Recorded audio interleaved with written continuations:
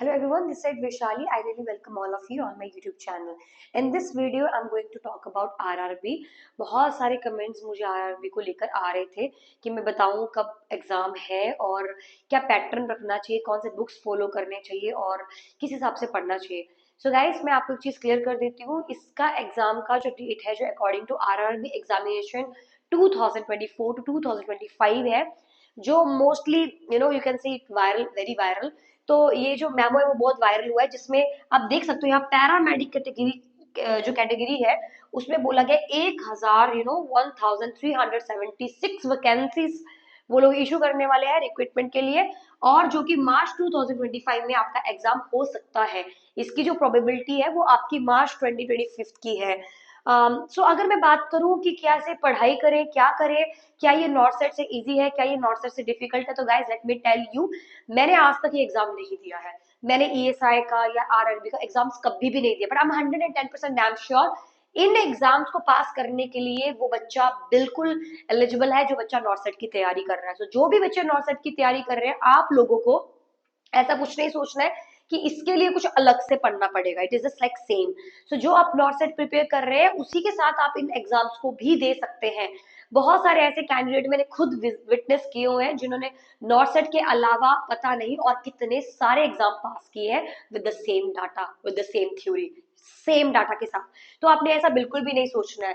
So guys, मैं आपको example के तौर पे एक सब्जेक्ट के बारे में बता देती हूँ और आपने उसी तरीके से बाकी सब्जेक्ट की अप्रोच रखनी है. फॉर एग्जाम्पल, मैंने जो यहाँ पे चैप्टर लिया है वो है रेस्पिरेटरी सिस्टम. ओके, सो रेस्पिरेटरी सिस्टम को अगर मैं पढ़ना चाह रही हूँ और अगर क्वेश्चन मुझे आरआरबी के एग्जाम में देखने को मिल रहे हैं, तो क्या पैटर्न रहेगा, कैसे रहेंगे.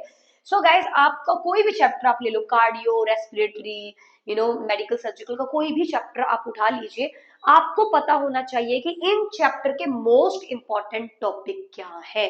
फॉर एग्जाम्पल, रेस्पिरेटरी सिस्टम की मैं बात करूं तो जो अपर रेस्पिरेटरी ट्रैक ऑब्स्ट्रक्शन के जो डिसऑर्डर्स हैं वो है आपके एपिग्लोटाइटिस, आपका क्राउट हो गया.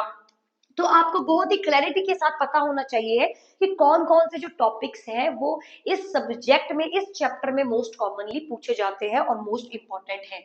इसके अलावा मैं आपको बताऊं तो लोअर रेस्पिरेटरी ट्रैक की बात करते हैं हम रेस्पिरेटरी वाले चैप्टर में. It will be asthma. आपको पता होना चाहिए अस्थमा के बारे में. सीओपीडी हो गया आपका, ट्यूबरक्लोसिस हो गया, pneumonia. Guys, these are the most common questions, यहीं से उठ उठ के आते हैं. आपका एआरडीएस हो जाता है, एक्यूट रेस्पिरेटरी डिस्ट्रेस सिंड्रोम. आपका रेस्पिरेटरी डिस्ट्रेस सिंड्रोम हो जाता है. आपका नियोनेटल रेस्पिरेटरी डिस्ट्रेस सिंड्रोम हो जाता है. आपका सीओपीडी में आपका क्रॉनिक ब्रोंकाइटिस हो गया. सीओपीडी में आपका एम्फाइसीमा हो गया. ये सारे डिसऑर्डर्स आप देख सकते हैं. इसके अलावा न्यूमोथोरेक्स हो गया आपका.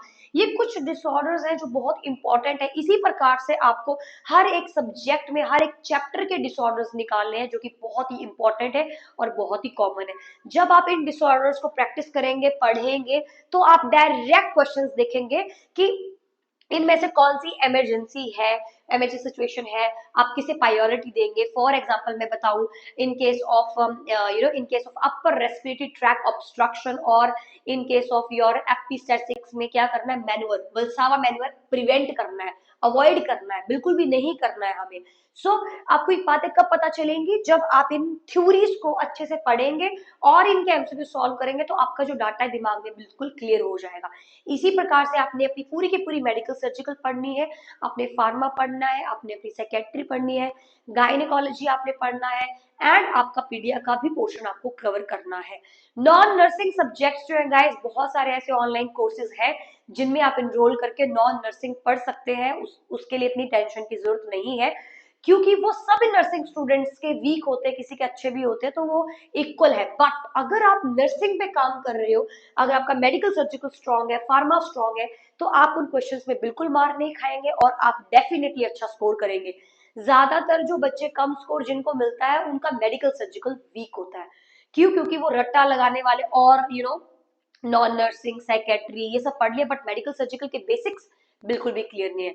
सो अगेन गाइस, इस ये जो एग्जाम है इसे भी आप ये सोच कर लो कि आप एक सेफ नर्स हो, और आपके लिए चाहे नॉर्सेट आ जाए, चाहे आरआरबी आ जाए, चाहे एएसआई आ जाए, किसी भी प्रकार का एग्जाम आ जाए, मैं क्लियर कर सकती हूँ। ऐसी तैयारी आपकी होनी चाहिए, इस तरीके का डाटा आपने पढ़ा हुआ होना चाहिए, इस तरीके की रिवीजन आपकी होनी चाहिए कि कोई भी एग्जाम आपके सामने आ रहा है, चाहे एनक्लेक्स ही क्यों ना हो, आप उसे बहुत अच्छे से क्लियर कर सकते हैं। बिकॉज 4 साल जो आप डिग्री में पढ़ते हैं उसी के बेसिस पे आपका जो एग्जाम है वो बनाया जाता है और आपका एग्जाम आता है। सो प्लीज जो लोग भी क्वेश्चंस पूछते हैं इन द कमेंट बॉक्स की कैसे पढ़े, same concept for each and every concept.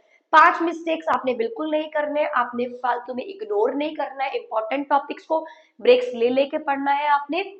और आपने ध्यान रखना है कि जो डाटा है, जो मैप है आपका, वो बहुत ही क्लियर है कि आप कैसे तैयारी करने वाले अपने एग्जाम्स की। और हमेशा रिव्यू करने हैं टॉपिक्स अगेन एंड अगेन, तब तक आप आगे नहीं बढ़ेंगे जब तक आप पुराने टॉपिक्स को रिव्यू नहीं कर लेते हैं। सो गाइज, ये चीजें जब आपके टिप्स पे हो जाएंगी, रेस्पिरेटरी चैप्टर के टिप्स पे टॉपिक्स, कार्डियो के टिप्स पे टॉपिक्स, मस्कुलोस्केलेटल एंडोक्राइन सिस्टम के टिप्स पे टॉपिक्स आपके हो जाएंगे, now you are well good enough. आप क्वेश्चन को बहुत आसानी से आंसर कर सकते हो, और आपके जो मार्क्स है वो नेगेटिव मार्किंग का कोई लॉजिक ही नहीं यहाँ पे आएगा। सो गाइज, आई होप आपको थोड़ा सा समझ में आया है। एक वीडियो मैं और बना के लेकर आऊंगी जिसमें मैं आरआरबी के जो एग्जाम का जो क्वेश्चन पेपर है, we will solve that. Last to last year के जो भी क्वेश्चन पेपर है आरआरबी के, हम उन्हें सॉल्व करेंगे, उनका पैटर्न देखेंगे कि किस प्रकार के क्वेश्चंस हम देखते हैं, बट सिलेबस आपका वही रहेगा जो आपने 4 साल डिग्री में पढ़ा है। यानी कि आपके medical, surgical, psychiatric, pharma, gynae, कुछ भी अलग से उठकर नहीं आने वाला। नॉन नर्सिंग के लिए आप बहुत सारे कोर्सेज हैं यूट्यूब पे, ऑलरेडी बहुत सारा मिलता है आपको, या फिर आप ज्वाइन भी कर सकते हैं जहाँ पे नॉन नर्सिंग के पार्ट जो लोग टीच करते हैं वहां पर आप डेफिनेटली ज्वाइन कर सकते हैं।